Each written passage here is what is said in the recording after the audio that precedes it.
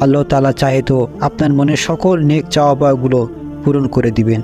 এর ফল আপনি অবশ্যই পাবেন। আপনারা যে কোনো ধরনের সমস্যায় আছেন, অসুখ বিসুখে, অভাব অনটনে, কিংবা নেক সন্তানের প্রয়োজনে, কিংবা আপনার উত্তম জীবনসঙ্গীর প্রয়োজনে, যে কোনো নেক আমলের জন্য যদি আপনারা এই আমলটি করে থাকেন, আল্লাহ রাব্বুল আলামিন এর ফল আপনাকে অবশ্যই প্রদান করবেন। কারণ আমরা সকলেই জানি ইসমে আজম অত্যন্ত পাওয়ারফুল একটি আমল।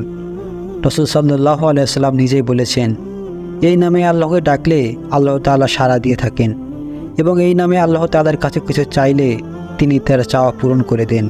কেননা ইসমে আজম হচ্ছে আল্লাহ তাআলার একটি পবিত্র গুণবাচক নাম, ইয়া জাল জালালি ওয়াল ইকরাম। মনের মধ্যে বিশ্বাস নিয়ে খালেজ নিয়তে এই আমলটি করবেন।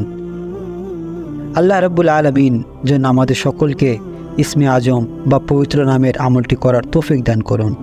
আমিন।